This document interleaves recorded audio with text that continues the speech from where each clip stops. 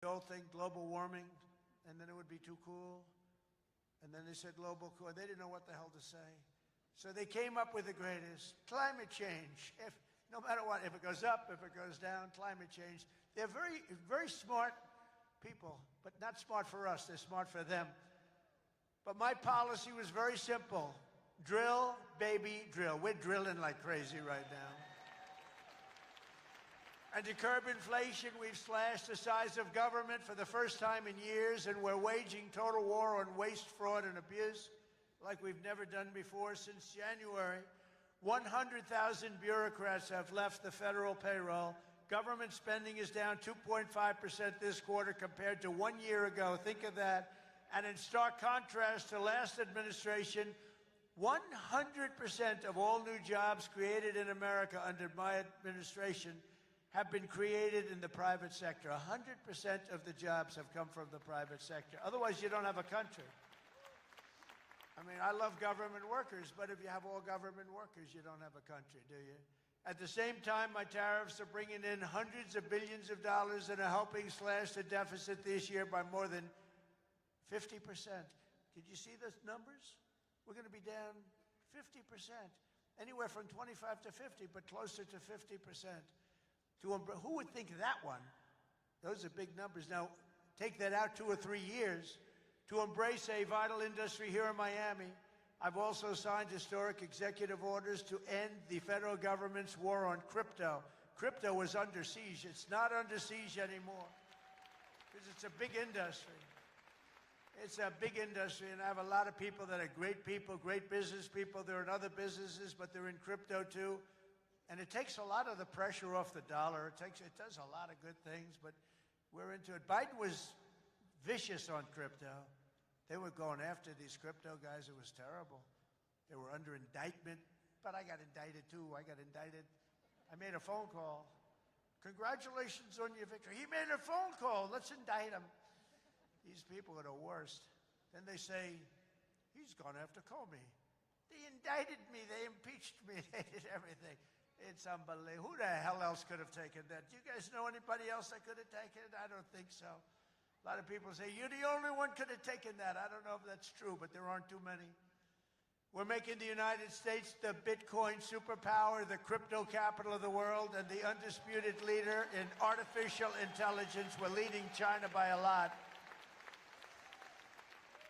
And don't forget, if we don't do the crypto properly, China wants to do it. They're starting it, but they want to do it. Other countries want to do it. If we don't do it, it's a big industry. We're honored to be joined today by a man who has been a true champion for many of these bold policies. He really has. He's been a great guy. He was a little late in his endorsement of me, I'll be honest with you. Endorsed me. You know, these guys that endorsed me after I won, I don't know. Sir, I'd like to endorse you. No, I won the election. Nah, he's a good man, actually. I've known him a long time. He's helped turn the area into one of the hottest markets in the country and one of the greatest cities in the world. Miami Mayor Francis Suarez. Please, Francis, come up.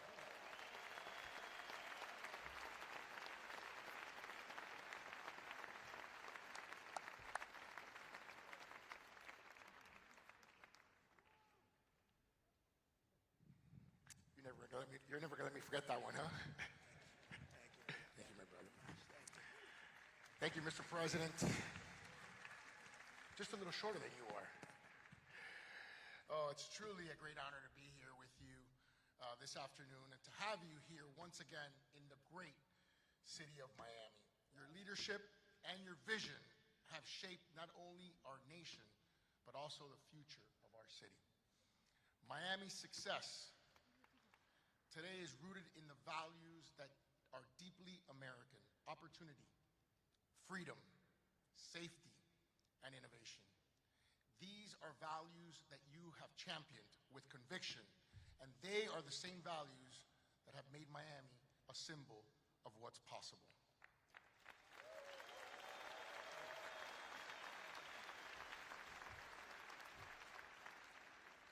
When people believe in the promise of America, Mr. President, I want to personally thank you for your continued support of our vision for this city.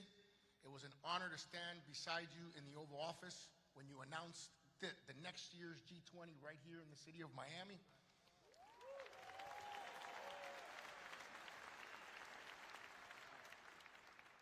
Thank you for choosing our city to host what is perhaps the most important and consequential gathering of leaders from around the world. Miami has come a long way, and we will rise to the occasion, Mr. President. On behalf of the people of Miami, it is my privilege and honor here, on behalf of my wife, the America Business Forum, Nacho, Sergio, and everyone, to give you like real estate, right? I do. Yeah. This is a key that opens some really nice presidential library real estate.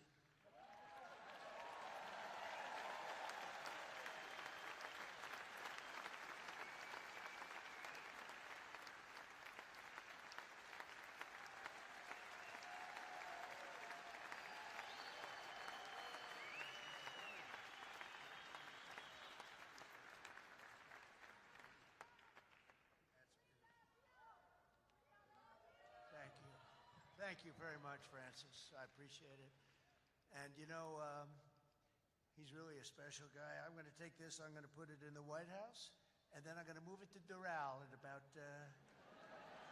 3.5 years. We put it right in Doral, right? In the lobby of Doral. A lot of people from Doral. Well, thank you. That's a great honor. I also want to thank a man who's been unbelievable in terms of Israel and so many other things. He was a great real estate developer. He had a great personality, and you need a personality for this. And I said, he's just as good as there is, and he's done so well. And you look at what's happened with Israel. We have peace in the Middle East. Can you believe it? Peace in the Middle East. And he's special envoy Steve Witkoff. Steve, where are you, Steve? Wherever you may be. Where are you? Steve, thank you. What a job you've done. Thank you very much. What a job he's done. That guy's got that personality. Now, I wanted a deal maker, but, you know, a lot of deal makers don't have good personalities. You end up in a war. They make the deal, but you end up in a war. This guy, everybody loved him for years. I've known it. And he was the right guy for the job. Peace in the Middle East. 3,000 years. They've never had peace in the Middle East. We're going to have it, too. We're doing well. Just keeps going along, and we just had a meeting. It's even more and more so. And so many people in this room are very much into Israel and the Middle East. And it's been amazing what we've been able to do. And you've done such a big part of it, along with a very special young genius named Jared Kushner, who helped you so much. Stand up, Jared. And he's the father of the Abraham Accords, right? He's the father of the Abraham Accords. And by the way, my granddaughter Arabella, would you stand up, Arabella? She looks so great. I said, how are your marks in school, Arabella? Grandpa, I have all A's and A pluses, you know that. Like it was a stupid question I asked her, right? We're proud of you, Arabella. Jared, thank you. What a great job. And we have a lot of people joining now the Abraham Accords. And hopefully we're going to get Saudi Arabia very soon, but I'm not saying that. I'm not lobbying. No, but we have a lot of people. We have a lot of people that are coming aboard. You know, the key was when we took out the nuclear capability of Iran, all of a sudden everybody said, wow, that was nice. They've been wanting to do that for 20 years. Saudi Arabia's ambassador to the United States, Princess Rima, thank you very much. Please, stand up. Thank you. Thank you very much. Say hello to everybody. Say hello to a great group of people in Saudi Arabia. Thank you. Stephen Miner, Mayor of Miami Beach. Stephen Miner. Where is Stephen? Thank you, Stephen. Thank you. Good job you're doing. Excellent. Thank you, Stephen. The Mayor of Coral Gables, Vince Lago. Vince Lago. Thank you. Great job, Vince. The Mayor of Doral. I love Doral. And I like this woman a lot. Christy Fraga. Where's Christy? Thank you, Christy. I like Doral. We also have Commissioners Damian Pardo, Laura Dominguez, Ralph Rosado, Miami-Dade Supervisor of Elections, Alina Garcia, the president of FIFA, Gianni Infantino. FIFA, where's Johnny? Whoa. I didn't know he was going to be here. He's big stuff. And the world, look, you know, Johnny and I worked the deal originally, and it looked like I wasn't going to be president because it was in this term, right? So when they rigged the election, I said, oh, man, I have to run again because I want to be president when they have the World Cup, right? And look what happens, Johnny. I'm president when we have the World Cup. It wasn't supposed to be that way.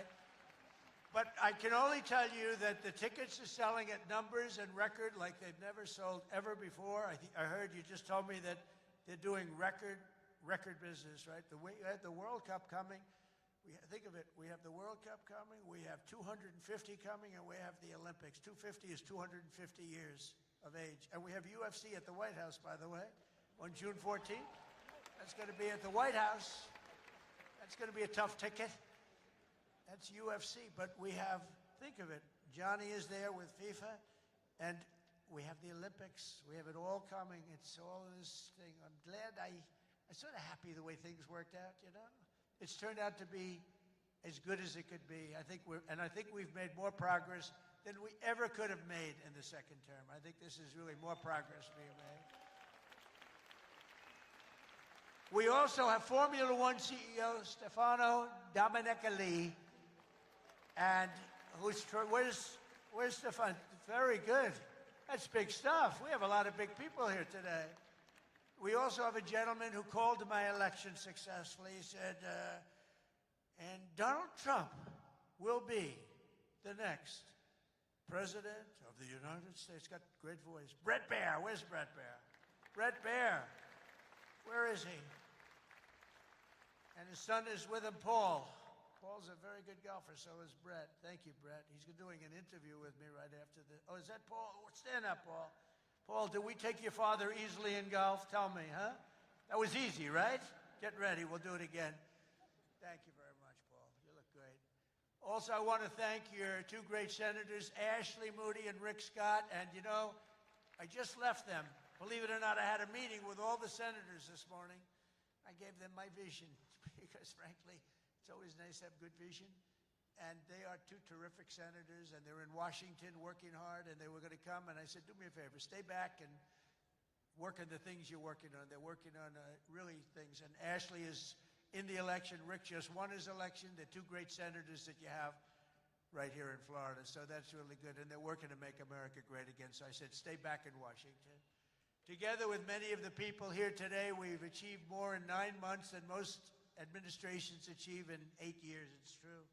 We've really done a lot. We inherited the worst border in history, and within a matter of weeks, we turned it into the strongest border anywhere in the world, and they have some pretty strong borders, but we have literally no people coming through.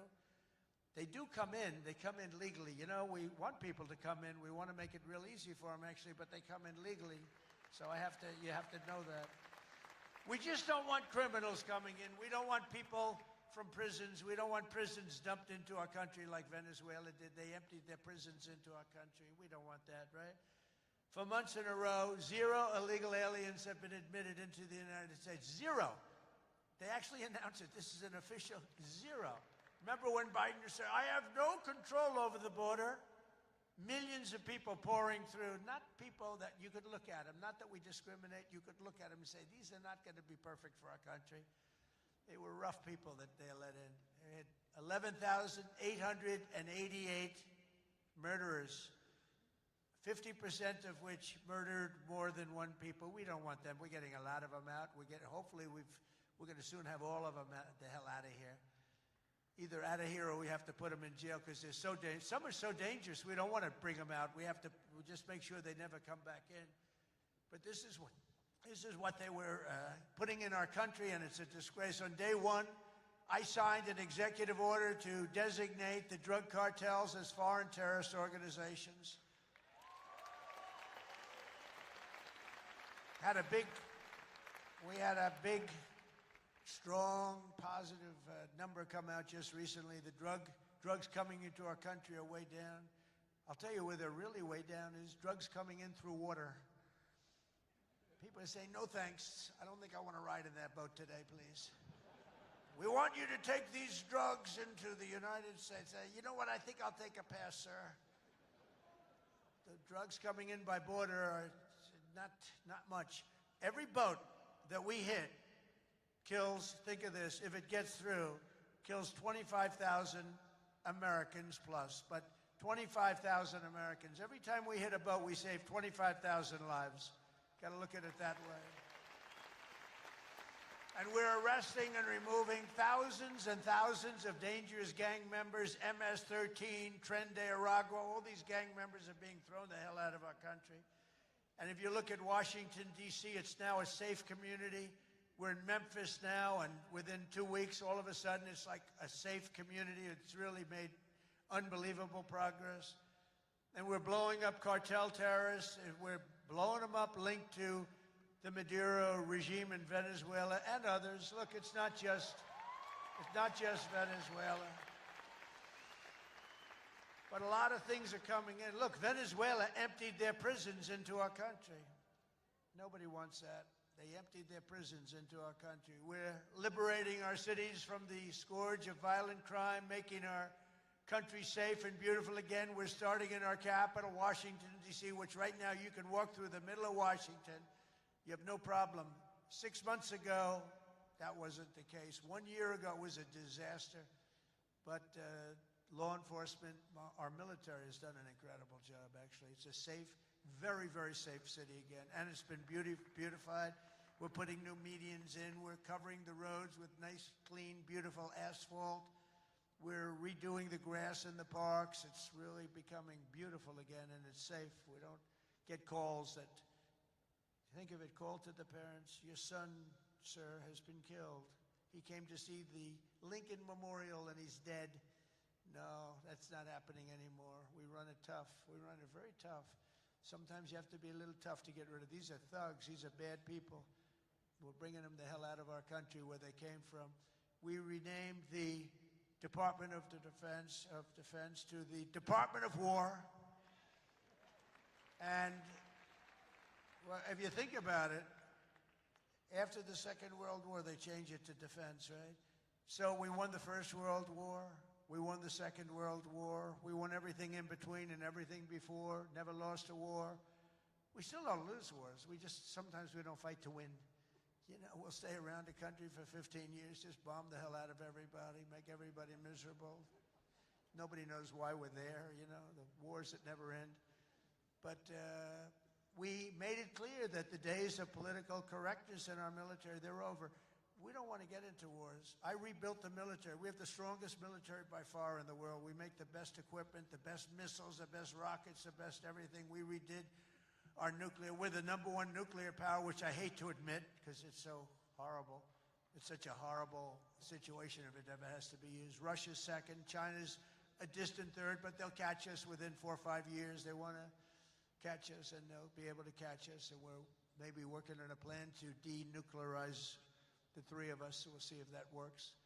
But we have the strongest military anywhere in the world by far. We're investing $1 trillion in the United States Armed Forces this year. It's the biggest amount we've ever invested, and the spirit of service members is soaring like never before. We used to have recruiting shortages a year ago. You remember, you couldn't get people to join our military all around the world. You couldn't get them to rejoin. You just couldn't, no matter what you do. That we were way short. Now you can't get into our military. The waiting list, you have waiting lists to get into our military because we have spirit in our country. And all around the world, America is making peace, and we're really making peace through strength because they know they're not going to mess around with us. Nobody's going to mess around with us. You saw what happened. We made a deal with China last week, and we made a deal with Japan last week. We made a deal with Malaysia. They helped us so much. All great economic deals, all great. Great for everybody. In 8 months, I ended 8 wars, including Kosovo and Serbia. The Congo and Rwanda, that was going on for a long time. Pakistan and India. You know, I was in the midst of a trade deal with both of them. And then I read on the front page of a certain newspaper, I said, I don't know, mention the newspaper because it's usually fake news. But I heard they're going to war. 8 planes, 7 planes were shot down. An 8th was really badly wounded. But 8 planes were shot down, essentially. And I said, this is war. And they were going at it. And they're 2 nuclear nations. I said, I'm not going to make any trade deals with you guys unless you agree to peace. No way. This has nothing to do. I said, it has everything to do. Your nuclear powers. I'm not trading with you. We're not making any deals with you if you're at war with each other. A day later, I get a call. We've made peace. They stopped. I said, thank you. Let's trade. Isn't that great? Tariffs did that. You know what? Tariffs. Without tariffs, that would have never happened. Israel and Iran, Egypt and Ethiopia, Armenia and Azerbaijan, and Cambodia and Thailand. All of them were in war, starting war. Some of the wars were 32 years old. One was 38 years old. Amazing. They tried to, President Putin, I spoke to him 2 weeks ago, and he said, on the one, he said, we've been trying to settle that war for 10 years. We weren't able to do it. You got to settle. I got some of these things settled in an hour. No help from the United Nations at all. The only thing I got from them was a blank teleprompter. Remember I went up there, Princess? Ladies and gentlemen, on behalf of the United States of America, President Donald J. Trump, I'm looking at the teleprompters, and I have all my friends, including your family, sitting out there, 158 leaders, some in beautiful silk white robes, others in bad shirts, bad ties, and some in beautiful shirts and ties. But they're all the leaders, 158 leaders. And they're saying, President, and I'm walking up to the President Donald J. Trump, and I'm looking at the teleprompter, stone cold blank. They did it on purpose. And I think I gave my best speech. That's what I was told.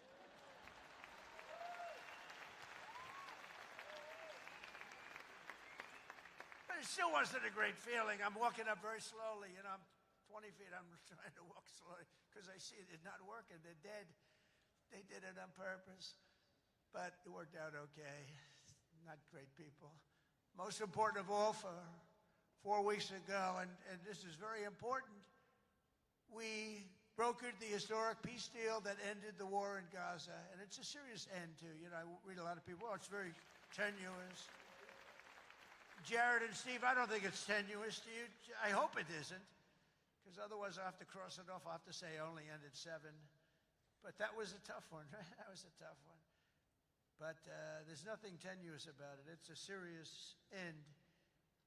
Gaza has been a disaster for so many years, and I think it's an end. I think you're going to see some tremendous things happening. We just had a meeting just before I got up, and some great things are happening. And with Israel and peace in the Middle East, it's amazing, actually, what they've done. And what you two guys have done have been incredible. True. On day 1 of my administration, I signed an executive order to slash federal funding for any school that pushes critical race theory or transgender insanity on our youth.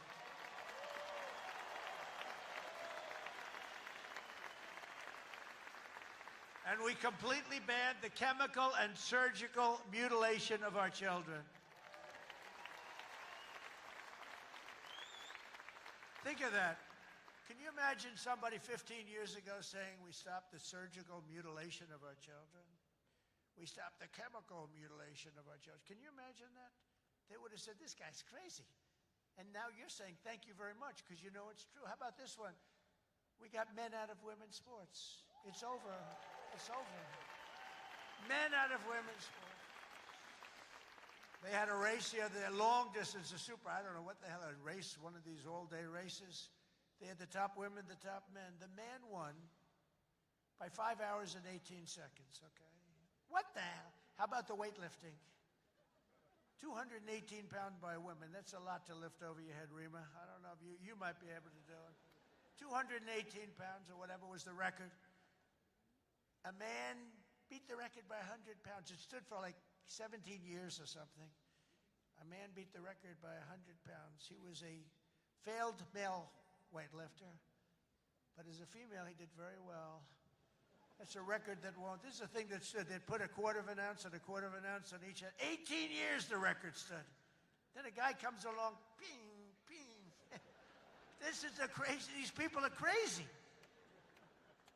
and Mandami, whatever the hell his name is in New York. No. He thinks it's wonderful to have men playing in women's sports. The swimming's good too, you know? You know the story? Records are being beaten by numbers that nobody's ever seen, nobody ever thought possible. But a lot of those records are being changed back to where they should be, and I made it the official policy of the United States government that there are only two genders, male and female.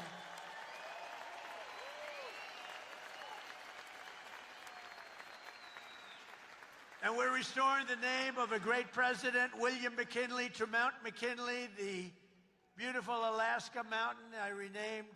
Think of that. They took the name of McKinley. He was a great president. He was assassinated.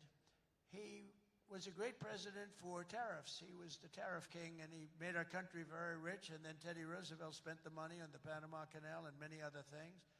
And everyone thinks Teddy was a great president. He was.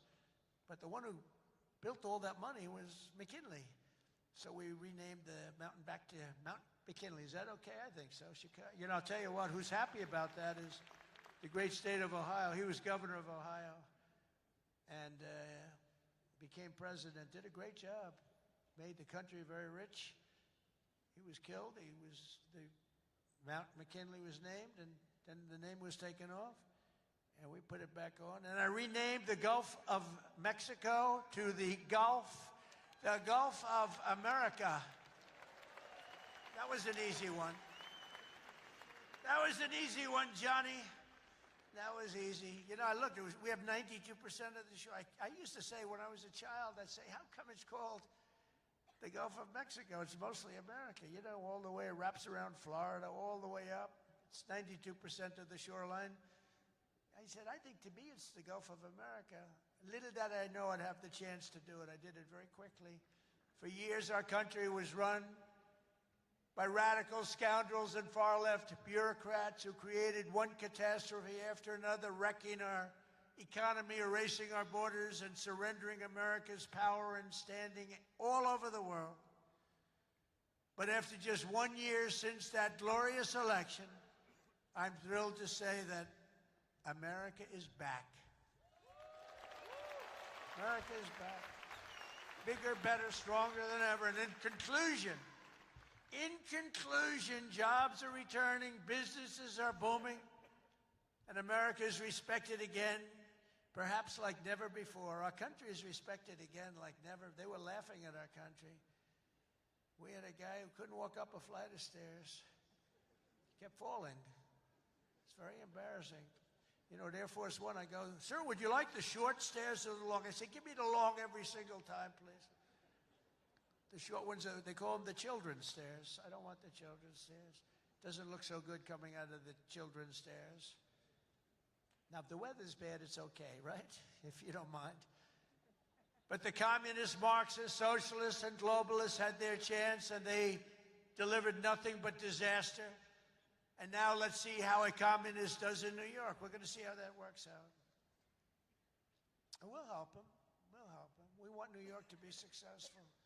We'll help them a little bit, maybe.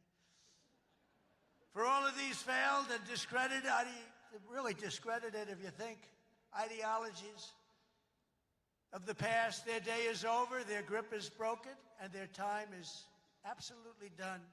The golden age of America has begun.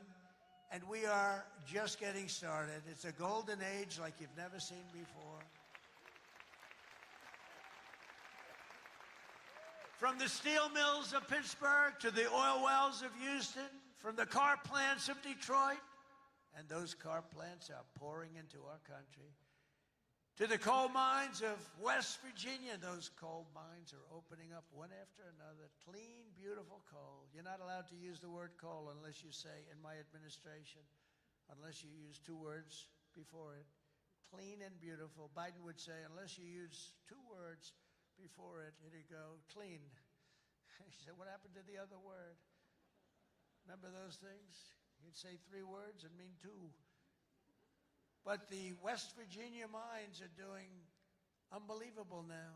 Wyoming is doing unbelievable. It's clean, beautiful coal. And from the bright lights of Las Vegas to right here in beautiful Miami, America is proud. America is confident. America is growing and successful. America is a great nation again. We're a great nation again. It's happened faster than I thought. I'll be honest again. We're respected by everybody. We are really, you see the way I get treated. I get treated that way. I guess a little has to do with me, but a lot has to do with the fact that I'm representing this country. America is respected again. America is a great nation again. The American dream is surging back to life, and we will never let the American dream die. Together we will make our country stronger, richer, safer, freer, and greater than ever before. And every day my administration will fight, fight, fight, and America will win, win, win. I want to thank you, Miami. I want to thank you, Mr. Mayor. I want to thank everybody for being here. God bless you and God bless America. Thank you very much. Thank you, everybody.